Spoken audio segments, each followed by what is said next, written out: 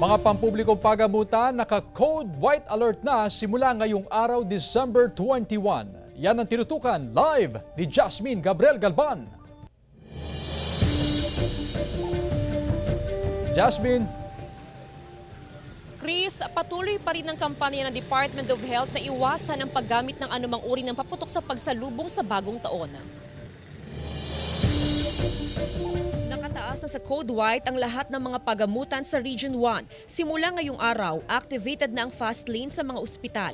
Handa na ang mga gamot, mga hospital equipment at iba pang gagamitan sa emergency room para sa mga posibleng mabiktima ng paputok. We will place the whole region under Code White po, yung mga ospital natin. Ibig sabihin, meron po silang paghahanda doon po sa mga posibleng maputukan ng fireworks during December 21 hanggang the rest of the New Year celebration. Target ng Health Authority na makamit ang zero firecracker-related injury. Imbes na paputok, gumamit na lang daw ng alternatibong pampaingay. Bantay sarado ni Mang Ramil ang kaniyang mga anak para matiyak na walang bibilit gagamit ng paputok. Nag-iingat po kami kasi mahirap na yung maputukan. Inilabas na ng Bureau of Fire Protection at Philippine National Police ang listahan ng mga ipinagbabawal na paputok ngayong holiday season. Kabilang dito ang Piccolo, Goodbye Philippines, Crying Bading, Yolanda, Watusi, Plapla, Giant Quitis, Super Lolo, Mother Rocket, Lolo Thunder,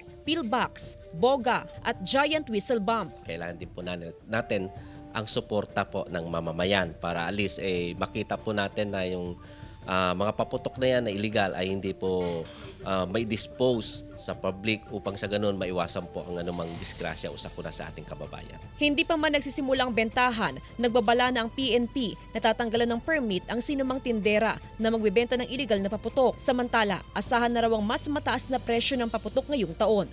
Mahal nga po. Yung pambili ng paputok, pambili na lang ng pagkain po.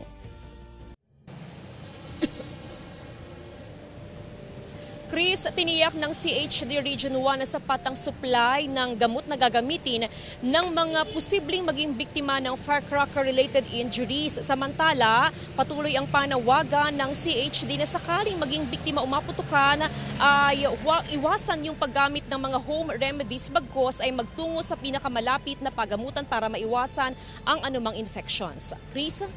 Maraming salamat, Jasmine Gabriel Galban.